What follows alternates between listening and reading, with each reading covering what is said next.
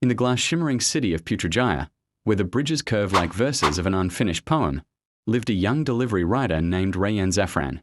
Each dawn, he sped through the wide boulevards with the hum of his motorbike echoing against the modern domes. But inside him, a heaviness grew, an ache he could not name. His heart felt like a locked room, echoing with emptiness.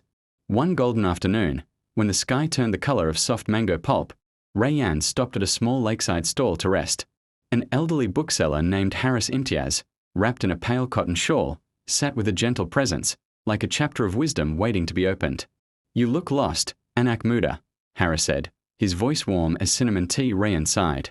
"I don't know why, but my heart feels dry, like something inside me is missing." Haris smiled, his eyes glimmering.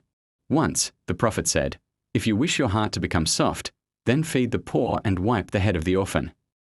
These words sank into Rayyan's soul like rain falling on cracked earth. He thanked the old man and rode off, carrying the Hadith like a lantern in the night.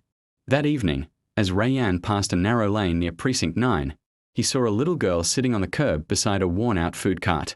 The cart belonged to her mother, Nadia Zuleika, who sold nasi lemak wrapped in banana leaves. The girl, Sophia Amani, gazed at the passing cars with silent longing. Her father had passed away the previous year. Their life had become shadows stitched with struggle. Rayyan remembered the Hadith. His heart tugged. "Assalamu alaikum," he greeted softly. Sophia lifted her face, wide, hopeful eyes that reminded him of moonlit water.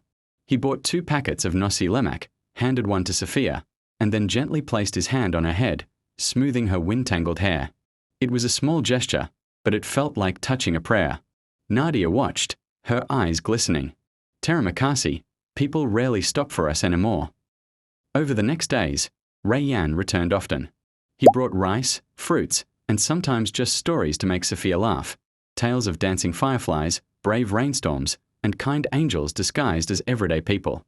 The more he gave, the more his inner heaviness melted, as though every act of kindness polished something inside him.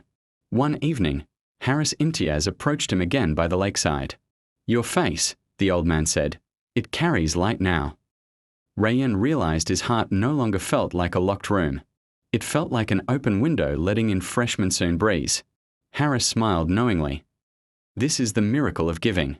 When you soften someone's hardship, Allah softens your heart. Across the lake, Sophia and her mother waved at Rayyan with smiles blooming like morning hibiscus. The city lights shimmered on the water, golden, alive, hopeful. And Rayyan understood. Sometimes the key to healing your own heart is to warm someone else's world first.